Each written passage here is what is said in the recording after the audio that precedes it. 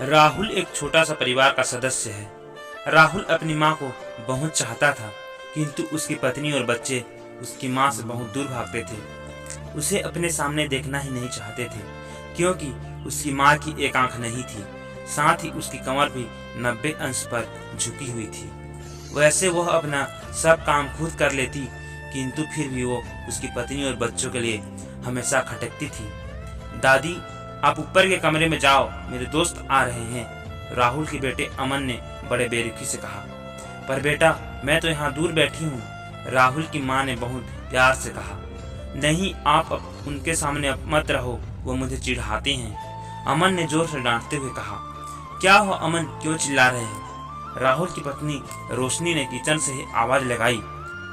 देखो ना माँ, ये दादी यहीं ड्राइंग रूम में बैठी है और मेरे दोस्त आ रहे हैं, अमन ने शिकायत भरे लहजे में कहा। माँ जी, आप ऊपर चली जाओ, क्यों हम लोगों को लजवाती हो, रोशनी ने बेटे का पक्ष लेते हुए कहा। बेचारी शारदा चुपचाप उठकर जीने के सहारे ऊपर जाने लगी। कमर झुकी हुई होने के कारण उन्हें ऊपर चढ़ने में बहुत परेशानी हो रही थी, किंतु वो पूरी ताकत से ऊपर के एक अकेले कोने वाले कमरे में जाकर बैठ गई। राहुल बाजू के कमरे में से सब सुन रहा था।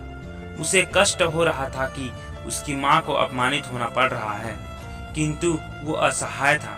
अगर वो कुछ कहता है तो पत्नी और बच्चे उसका विरोध करने लगते, और दूसरी ओर उनके तर्क भी सही लगते हैं। चूंकि वो एक प्रशासनिक अधिकारी था, उसका सामाजिक स्तर बहुत ऊंचा था, उसकी ससुराल वाले भी एक उच्च घराने में थे, अतः वह चुपचाप इस तरह हर दिन अपनी माँ को अपमानित होते देखता रहता था। रात को राहुल की पत्नी ने कहा, देखो जी, अब कुछ करो, कल कलेक्टर साहब की पत्नी आई थी, माँ जी अपनी देसी धूमधारा में उनसे मिली, मुझे बहुत शर्म आ रही थी, बताते हुए कि ये मेरी सास है। मैंने कहा दिया कि दूर की रिश्तेदार इलाज कराने आई है। राहुल को रोना आ गया, किंतु फिर भी वह चुप रहा। उसे समझ में नहीं आ रहा था कि वो क्या करे। अपने बेटे की मनस्थिति को शारदा अच्छी तरह से जानती थी, और बेटे को कोई कष्ट न हो इसलिए वो हर बात को चुपचाप सह लेती थी। राहुल बहुत उदास रहने लगा। एक तरफ परिवार और सामाजिक स्तर पर जीने की प्रतिबद्धता थी, तो दूसरी ओर माँ। आखिर माँ से अपने बेटे की यह हालत नहीं देखी गई। एक दिन उसने अपने बेटे से कहा, राहुल, बहुत दिन हो गए हैं, मैं अपने गांव जाना चाहती हूँ, मुझे वहाँ पहुँचा दो, मेरा यहाँ मन नहीं लग रहा।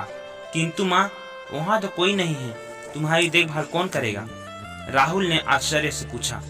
अरे, सब गांव वाले तो हैं, और वो तुम्हारे मामा जी तो उसी गांव में रहते हैं, और फिर हम सारी व्यवस्थाएं कर आएंगे ना।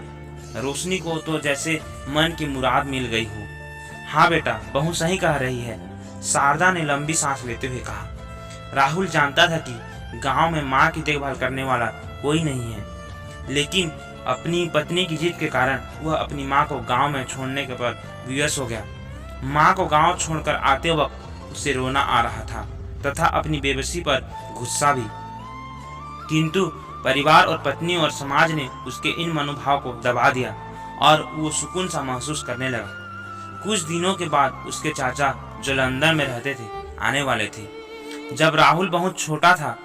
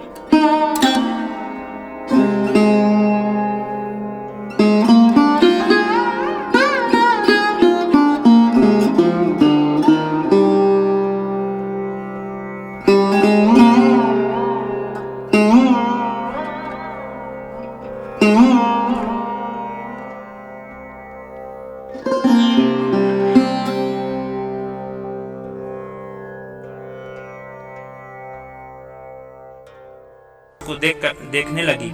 आज तुम जिस सामाजिक स्तर पर हो वो इन्हीं की संघर्षों की देन है। और बेटा राहुल, तुम्हें शायद मालूम न हो कि बचपन में जब तुम 1 साल के थे तब छत से नीचे गिर गए थे, जिसके कारण तुम्हारी एक आंख फूट गई थी और तुम्हारी रीढ़ की हड्डी में भी समस्या आ गई थी।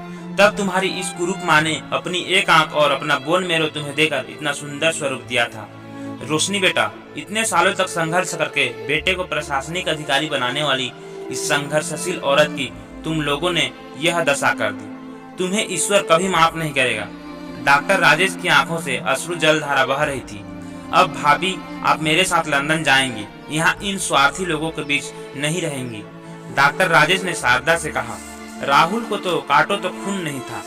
डॉक्टर राजेश तो उसके चाचा थे। उन्होंने जो राज बताया उसके बाद तो राहुल को यही लग रहा था कि उससे ज्यादा पापी इंसान इस दुनिया में कोई और है ही नहीं।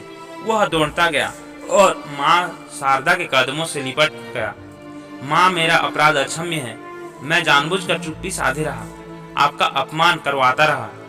अब सिर्फ आप ही उस घर में मेरे साथ रहेंगी और कोई नहीं। राहुल ने गुस्से से अपनी पत्नी और बच्चों को देखा। रोशनी को भी अपनी पश्चाताप हो रहा था, किंतु उसकी हिम्मत नहीं हो रही थी कि वो शारदा से आंख मिलाए। शारदा ने रोशनी की मन स्थिति को समझकर उसको पुचकारते हुए अपने पास बुलाया और राहुल को डांटते हुए कहा, खबरदार, जो मेरी बहू को मुझसे अलग करने की कोशिश की तो तुझे ही घर से बाहर निकाल दूंगी। रोशनी और बच्चों ने शारदा के पैर पकड़ते हुए अपने व्यवहार पर माफी मांगी और माँ के हृदय ने सबको माफ कर दिया और सब एक साथ मिलकर अच्छे से रहने लगे। दोस्तों, ये कहानी आपको तो जरूर समझ में आई होगी। अगर कहानी अच्छी लगी तो इस वीडियो को लाइक, शेयर और इस चैनल को सब्सक्राइब कर दें ताकि मैं आपके लिए ऐसे ही कहानी लाता रहूं। Thank you.